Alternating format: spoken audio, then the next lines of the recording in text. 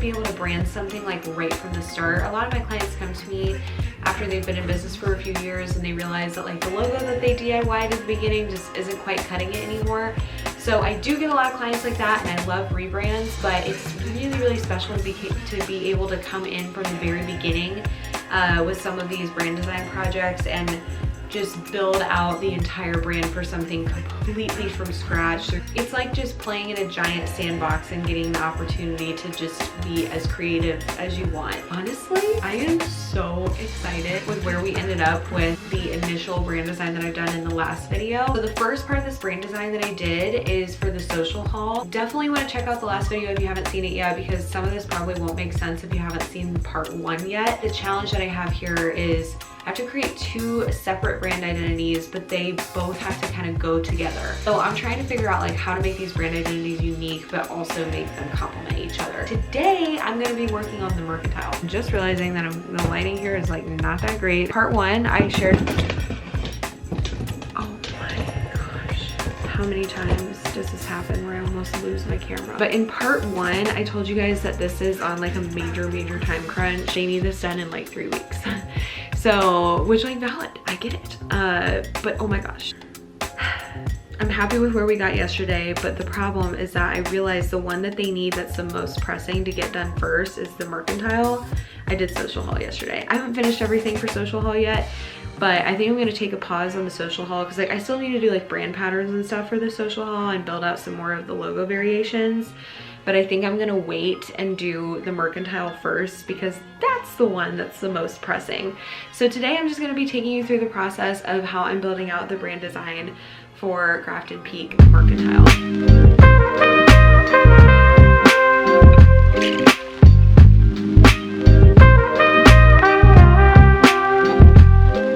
Okay, so this is what we have accomplished so far for Grafton Peek, just to kind of give you an idea of what we did yesterday.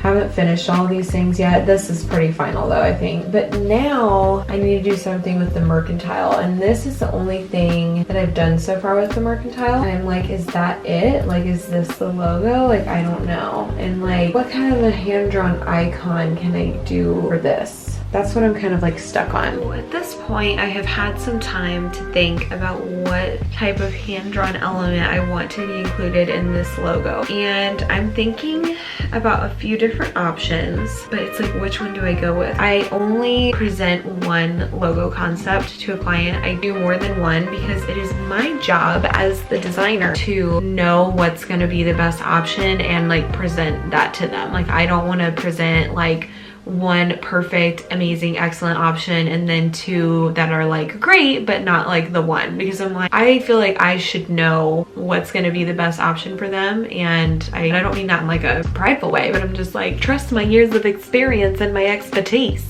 And so I just am like, why would I give them versions that like aren't the one? But right now I'm trying to think of like a little icon, and the reason why is because like with Grafton Peek social haul, the icon for that, and it's pretty iconic if you ask me, no pun intended, is the illustration of the building, the little sketch. So I'm like, we need to have something for the mercantile. Like, I don't want to just do the same building sketch. So some ideas that I have, I'm gonna like read off this list to you that I have right now, is a classical quill pen and inkwell, just because I feel like it can symbolize craftsmanship and detail, and it has a vintage feel to it, which I think matches up with the historic building. And the reason why I think that the craftsmanship and attention to detail is important to highlight is because this store is going to be like devoted to stocking products from local makers. So that's kind of the reason behind that. Another idea I have that I think might be a little obscure, I'm not 100% sure, but it could be a little obscure, is a vintage key. Something that just feels like you're unlocking treasures when you are walking into the mercantile and walking into the historic building. Like, it's just, I don't know, there's something magical about the unlocking treasures thing that I'm kind of into. Other thing that I have is a vintage cash register. And when I came up with this one, I was like, this is the one, but now I'm just like, I'm not so sure, but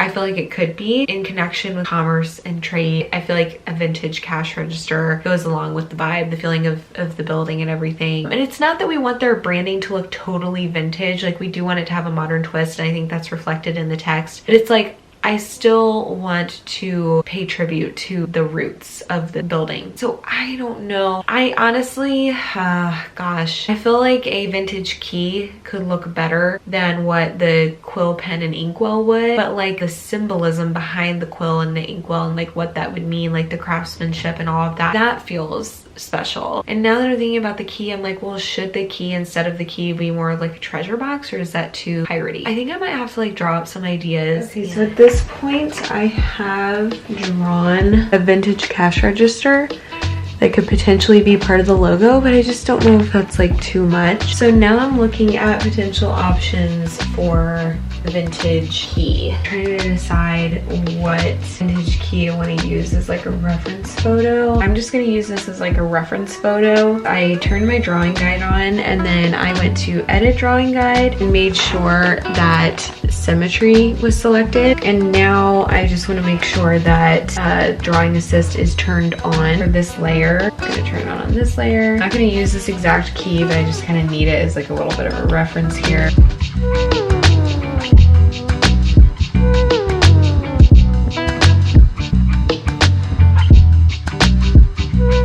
Okay, so I'm playing around with different things here, but I think one of the things I want to try is messing with this typeface a little bit.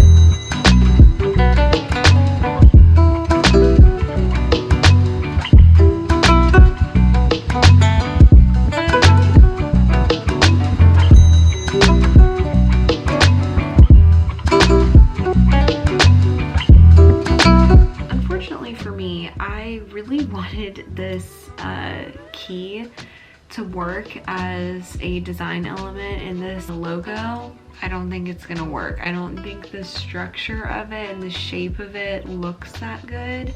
So I think we are gonna have to scrap it, as much as I hate to do that. I just don't think it's meant to be for this one, which is fine. Okay, so now we get into the fun part. I'm going to grab a little square here, and we're gonna change the color of this. We're gonna go over to our mood board and grab this color, and then actually, no, I'm gonna grab this color, and it's already looking better. And now I'm going to go back and grab this color and see how that just like really pops. I'm feeling better. Now I feel like this is really going somewhere. Let me move this out of the way. So over here, get this out of the way. I'm gonna try a couple of different variations here with color based on our mood board. Oh my gosh, yep, that'll do it.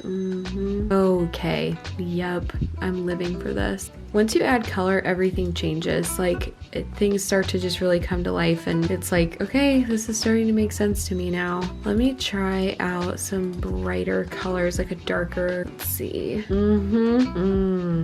and that's like that gorgeous jewel tone that they were going for. That is just beyond cool.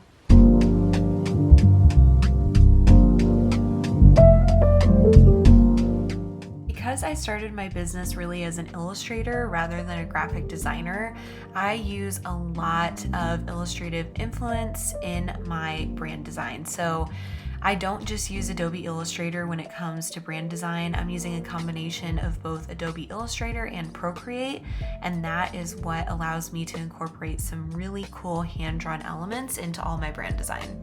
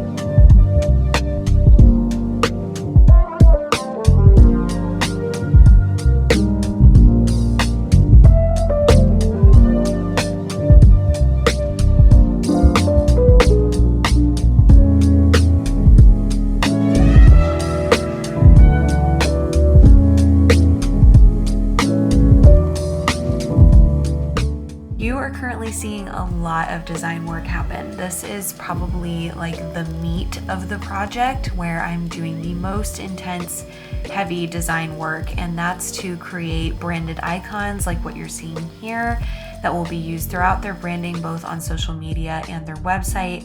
And you're also seeing me put together their logo suite, which makes up that primary, secondary logo, as well as submarks, monograms, all that good stuff in brand patterns like what you're seeing right here.